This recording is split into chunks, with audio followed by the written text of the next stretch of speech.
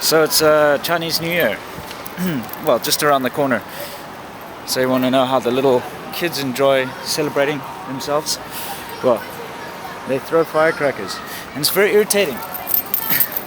But fun, but completely unsupervised, and I'm surprised that there aren't more accidents than there are. So, just waiting to see if they've got any more, because they've been throwing them around a lot.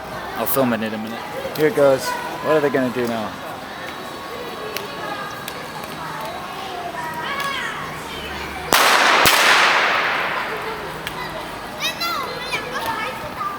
Of course, fireworks are banned in Shenzhen and most major cities in China, but the laws are like a big grey area here in China, which is something I like. These kids really seem to be having fun. So as long as they don't blow their hands off or something, I don't see the harm in it.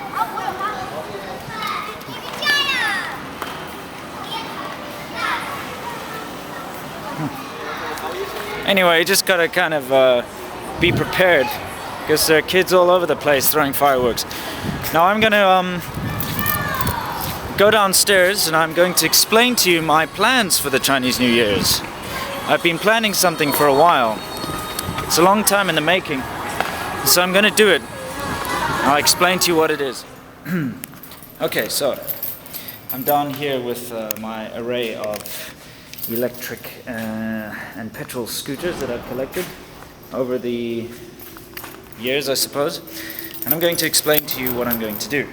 Okay, well, let me explain to you what I've done to fix these things up, because I just fixed them up. On car, the rear rim over here, the previous one was badly damaged because the tire was a piece of crap that had a lot of punctures in it. You know, they've been fixed, but it kept going flat. Went flat and lost control and basically drove up a pavement and bent the rim completely. So there's a new rim on there and a new tire, brand new. You know, they should really take a chance with tires. And I've put this luggage bubble on the back here. So I know it's difficult to see in this light, but that's pretty much that. Now, let's start her up. Make sure she's still running nicely. Got my huge bunch of keys here. All these different bikes. Okay, there we go.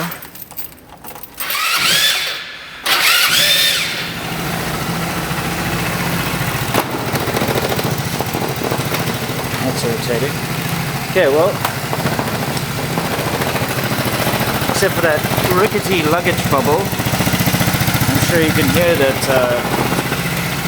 yeah, she's running fine. There's nothing wrong with her. Mechanically anyway. Mechanically, car is in a very good shape. I mean, everything works. Indicators work. Lights work.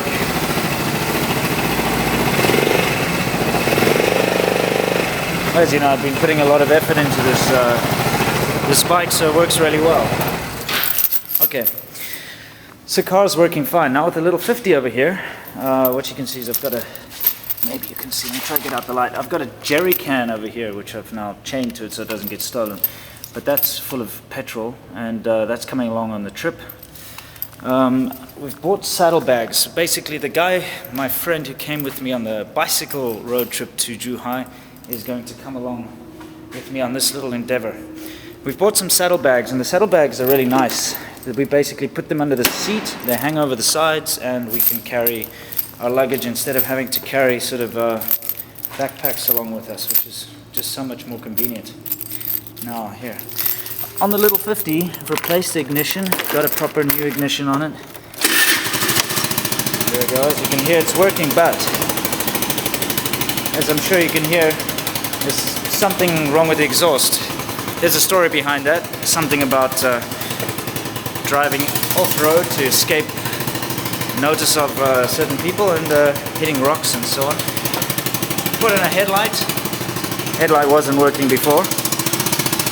So, yeah, there she goes. Except for that nasty problem with the exhaust, she's actually ready. And you know what? I'm not going to fix the problem with the exhaust, because let me explain my plans to you. Okay, this is what I've been planning to do for a long time. And why I've got these scooters up and running is I miss the open road. I've been wanting to do a road trip for forever. Now the biggest problem is that motorbikes and scooters are banned in China, in most major cities, and the motorized ones. Electric bikes are still allowed, but motorized scooters and motorbikes, mainly because it's not because of traffic worries about traffic or anything. It's mainly because of snatch and grab robberies. Especially with the 125 motorbikes, there's normally someone sitting on the back, and in the crowded cities, they'll drive past, grab somebody's bag or handbag, and just drive off. And it is a big problem. It was in the past. The reason I showed you the fireworks earlier, the kids throwing the fireworks around, is I wanted to explain the sort of legal gray area you find in China. How it works is, as long as you don't step over the line, and you don't do something that really sort of stares in the face of authority, you're okay. So, I mean, you can do things which are banned or illegal. Oh, there's my Virago parked over there. It's the only big bike that I've seen around in China, in this city anyway. Anyway, you can do things that are considered banned or illegal as long as you're just respectful and you live by the, how should I say, the spirit of the law rather than the letter. So, I mean, for instance, if you're going to be selling, hawking goods on the side of the road, which is banned in most cities, you can do it. But if you see the police pitching up, you just move along and don't try to argue, don't try to make a fuss, and everything's okay. And so I'm going to try and apply the same theory with my little road trip. This is what I call the Disposable Scooter Tour. I'm going to take those two scooters,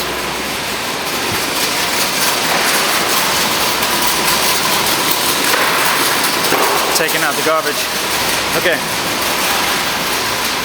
I'm going to take those two scooters and I'm going to ride from Shenzhen to Zhuhai. And what I'm going to do is I'm going to be leaving at about 3 in the morning with my friend, just so that we can try and avoid some authorities, avoid being taken notice of. We're going to be very careful and we're going to get out of the city. That's going to be the most difficult part, is actually getting out of the city without being nabbed. Okay, and then after we've done that, we're going to ride sort of from outside Shenzhen all the way to Zhuhai. Now, outside the gate, outside of Shenzhen, it's actually not that bad. There are a lot of scooters and a lot of motorbikes out there. And even though technically they're not supposed to be there, there are just tons of them and no one seems to really care. So we should be okay once we're out, at least for most of the way. Damn kids and their fireworks. Anyway, so that's the plan. Get out of the city, do the road trip. So we'll be out of the city by the time sun rises, and then we'll be driving along for a couple of hours. When we get that side, we're going to have to start worrying about keeping a low profile again, and maybe find a hotel just outside the city, like last time, and then basically drive back. So that's the plan. The reason I call it a disposable scooter tour is because I'm fully expecting us to get pulled over at some point, and asked, what the hell are you doing riding a scooter where you're not supposed to be? And they'll probably want to impound them, and if they do, then so be it. I'll just let them take the things, because I'm not going to cause any trouble. I'm just doing this because I love motorbikes, I love China. I would like to show you guys a little bit more about what's happening here, and I'm not doing it with the intent of breaking the law or doing anything like that. The reason why I'm doing it is because I don't really have a choice. If I'm going to do it, there's no legal channel to do it. There's no way that I can sort of register a bike and do a proper, drive through southern China. So I'm just going to have to take a chance. And I am a risk taker, and so that's what's going to happen. So I'll keep you updated, and I'm going to show you a lot about what's going to happen around here. Okay, signing off for now.